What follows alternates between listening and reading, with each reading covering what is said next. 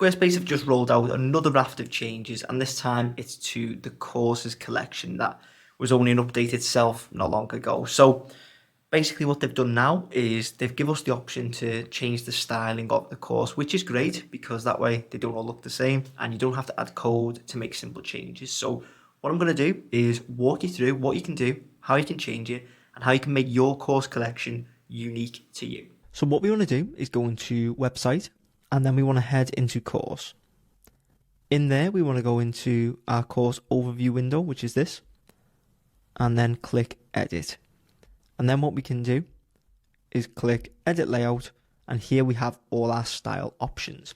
So if we go into design, in fact, let's take it back a step and we'll go into elements. So we can choose what things are actually shown. So title, which is what you've just seen, description, button, the thumbnails here, and the excerpts here. So you can choose whatever you want by toggling those. Then we can style it. So we'll start off with the colors. That's the easy one, like so. I'm going to keep it, let's say just keep it bright. Then we head into design, and then we can change our buttons. So we'll start with buttons here, and we can change this to whichever. We'll put it on tertiary and then change our spacing. Then we've got alignment. So that's just going to align the text outside of these boxes. Then the spacing, as you can see, this only applies to the course header.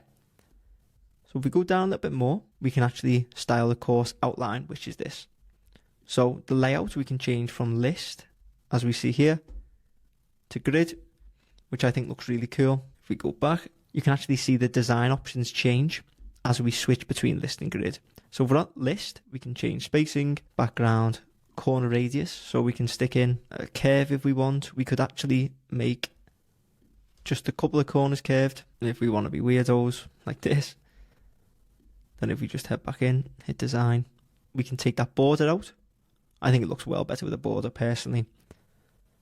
The thickness of that border, the colour, and then the chapter accordion. When we toggle this, it gives us the chance to collapse. So we can actually collapse the chapters.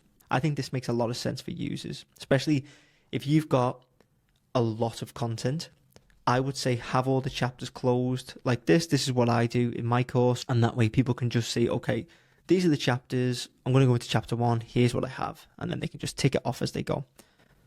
Now we just head back into layout, design, and go back.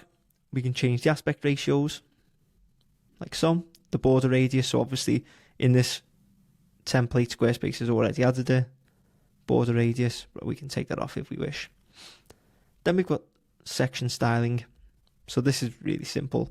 This just means the section as a whole. So we can change the vertical padding, and we can stick a divider which goes at the bottom, like so. Now if we just go back and then into design, and then we go into the layout again, I'll just show you the few options that we get with grid. So if we click grid, all we get really is to change the spacing, because the design elements switch down into lesson cards, so you can still change the border radiuses, thickness, etc.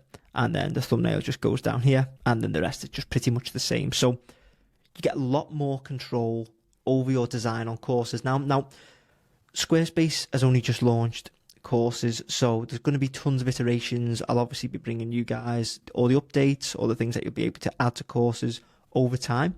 But I think this is a real good step in the right direction. So if you found this useful, please make sure to leave a like, hit subscribe, and check out all of the Squarespace resources in the description below.